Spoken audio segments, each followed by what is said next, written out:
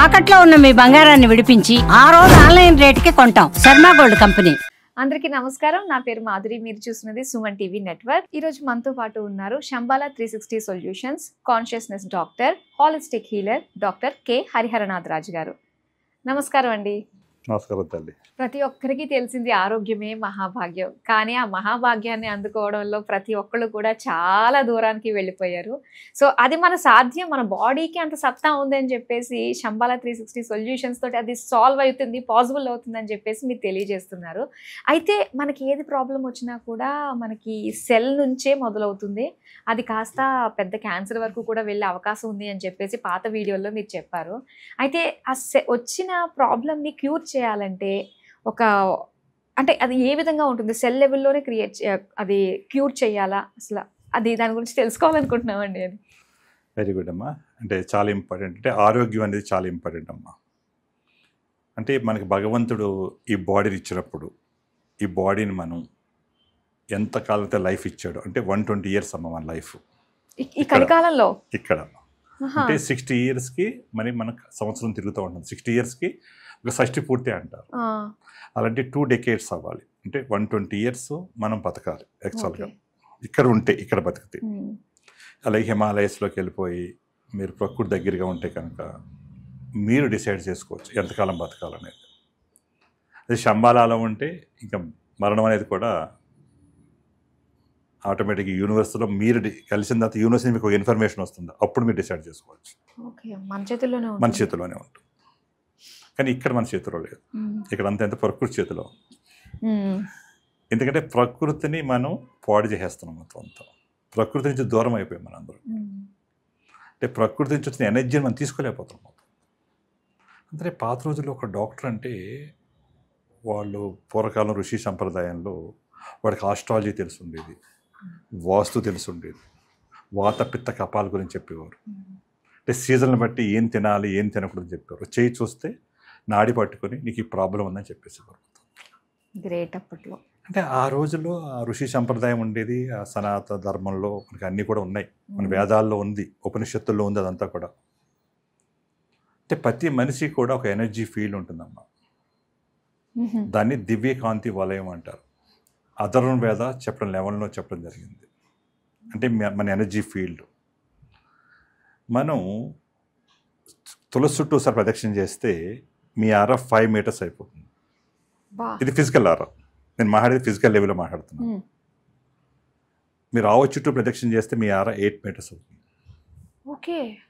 రావ చుట్టూ ప్రదక్షిణ చేస్తే 10 meters అవుతుంది. అంటే మీ ఆరా ఎన్హాన్స్ అవుతున్నప్పుడు విశ్వంలో ఉన్న కాస్మిక్ ఎనర్జీ మీ చక్రాస్ ఓపెన్ అయిపోయి మీ బాడీ రిపేర్ చేసుకుంటుంది ఆటోమేటిక్గా.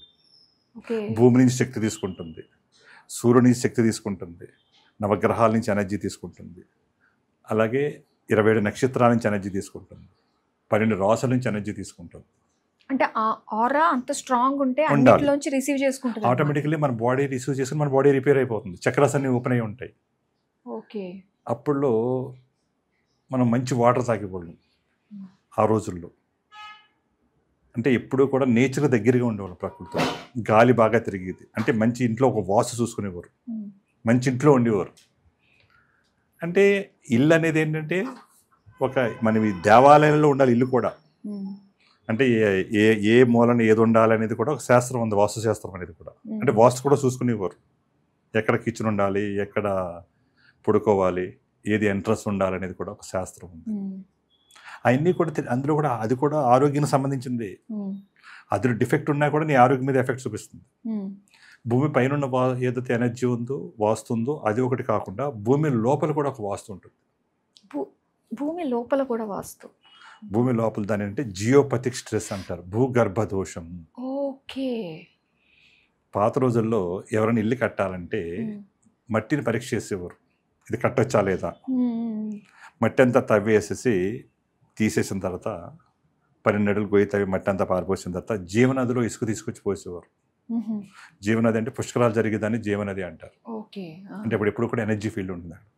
ఎక్కడ పాము పుట్ట పెడుతుందో పుట్టమని తీసుకొచ్చి వేసేవారు.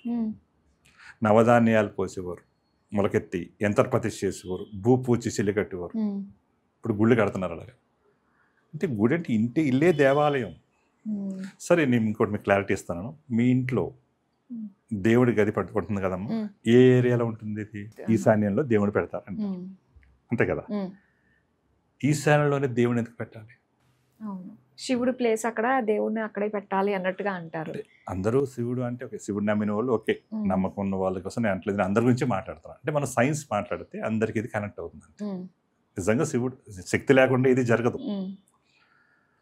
సూర్యుడి నుంచి మనకి ఎనర్జీ వస్తుంది, సన్ ఎనర్జీ అంటే సోలార్ సిస్టమిక్ ఎనర్జీ తూర్పు నుంచి వస్తుంది.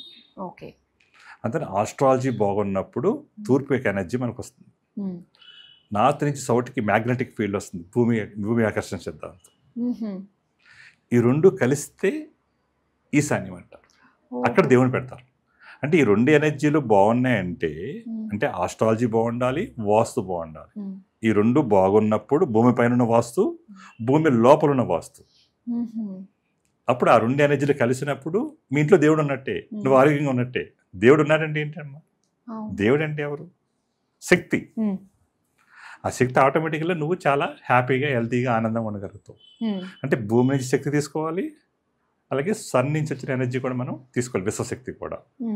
మన బాడీలో ఎప్పుడైతే యాక్టివ్గా ఉన్నావో, చక్రాస్ యాక్టివ్గా ఉన్నాయి, మన బాడీ తీసుకుని మన బాడీ రిపేర్ చేసుకుంటాం. కానీ మనం ఏం చేస్తాం? యూనివర్స్ దూరం అయిపోయాం, ప్రకృతి దూరం అయిపోయాం, నేచర్ నుంచి ఎనర్జీ తీసుకుంటలేదు. భూమి లోపల నెగిటివ్ ఎనర్జీ ఉంది, అంటే భూమి లోపల ఐరన్ నిక్షేపాలు ఉన్నాయి అనుకో, నెగిటివ్ ఎనర్జీ. భూమి లోపల బొగ్గు నిక్షేపాలు ఉన్నాయి, నెగిటివ్ ఎనర్జీ. భూమి లోపల మనుషుల తాలూకు జంతువుల తాలూకు కలేబరాలు ఉన్నాయి, ఆ నెగిటివ్ ఎనర్జీ. అది అంటే కొన్ని సంవత్సరాల క్రితం ఎప్పుడో పాతిపెట్టి ఉన్నాయి, అవి ఉన్నా కూడా స్ట్రెస్, జియోపతిక్ స్ట్రెస్ 100%. ఎవరైనా హెల్త్ ప్రాబ్లమ్స్లో ఇలా హాస్పిటల్లో వెళ్ళి సీరియస్గా క్యాన్సర్ కానీ ట్యూమర్స్ కానీ ఇవన్నీ జరుగుతున్నాయంటే వాడి ఇంట్లో జియోపతిక్ స్ట్రెస్ ఉండి తీరుతుంది. ఆరోగ్య సమస్యలు కానీ, అలాగే ఫైనాన్షియల్ ప్రాబ్లమ్స్ కానీ, ఫ్యామిలీ రిలేషన్స్లో కానీ, ఇవన్నిటికి కారణం కూడా జియోపతిక్ స్ట్రెస్. అంటే శక్తి ఉందంటే ప్రాబ్లం లేదు, శక్తి లేకపోతే ఏదైనా ప్రాబ్లం వచ్చేస్తుంది. అది రెండోది ఏంటి? ఆస్ట్రాలజీలో గ్రహం బాగాలేనప్పుడు ఈ యొక్క నెగిటివ్ ఎనర్జీ ఎఫెక్ట్ చూపిస్తుంది, ఆటోమేటిక్గా రెండు ఎఫెక్ట్ అవుతాయి అనమాట. అంటే అగ్నికి ఆజ్యం తోడైనట్టు. ఓకే, అగ్ని ఉందమ్మా, దాంట్లో మీరు నెయ్యి వేసారు, హోమం అవుతుంది, పెట్రోల్ వస్తే బొగ్గుమంట. అంటే ఈరోజు ఎందుకు అందరు సఫర్ అవుతున్నారంటే ఇది తెలియదు ఎవరికి. అంటే జియోపతిక్ స్ట్రెస్ గురించి ఎవరికి నాలెడ్జ్ లేదు. కానీ ఈ జియోపతిక్ స్ట్రెస్ని క్లియర్ చేయాలంటే నార్మల్గా అయిపోతుంది. ఇక్కడ ఏంటంటే శంబాలా 360 సొల్యూషన్స్ ఏదైతే ఉందో, శంబాలాలో ఉన్న హైర్ ఎనర్జీని లాక్ చేసి మీ ఇంట్లో ప్రతిష్ఠితం వల్ల మీ ఇల్లు ఒక దేవాలయం అయిపోతుంది. ఓకే, శంబాలాకి ఎంత ఎనర్జీ ఉందో నీ ఇంట్లో సూపర్ అయిపోతుంది, ఆటోమేటిక్గా నీ బాడీ రిపేర్ చేసుకుంటుంది. ఆ ఫీల్డ్లోకి నువ్వు వెళ్ళిపోతావు, నువ్వు మెడిటేషన్ చేస్తావు ఆటోమేటిక్లీ, ఆ మెడిటేషన్ కూడా నీ చక్రాస్ ఓపెన్ అయిపోతాయి, నువ్వు యాక్టివేట్ అయిపోతావు ఆటోమేటిక్లీ, నీకు రిజల్ట్ అనేది రావడం జరుగుతుంది. నిజంగా ఈ ప్రాబ్లం అంటే చాలా మంది దగ్గర విన్నాను, నాకు తెలిసిన 2-3 కూడా అన్నారు, ఇంట్లోకి వచ్చిన దగ్గర నుంచి మాకు మంచి జరగలేదు, ఇల్లు అమ్మేద్దాం అనుకుంటున్నాము. కొత్త ఇల్లుని ఎంతో ఇష్టపడి కొనుక్కున్న ఇల్లుని కూడా అమ్మకానికి పెట్టేదలుచుకున్నారంటే వాళ్ళు ఎంత సఫర్ అవుతున్నారు అని చెప్పేసి అనిపిస్తుంది. సో దానికి నిజంగా అమ్మేసి దాని నుంచి తప్పించుకోకుండానే అందులో ఉంటూనే అన్ని సాల్వ్ చేసుకోవచ్చు అని చెప్పేసి అంటున్నారు.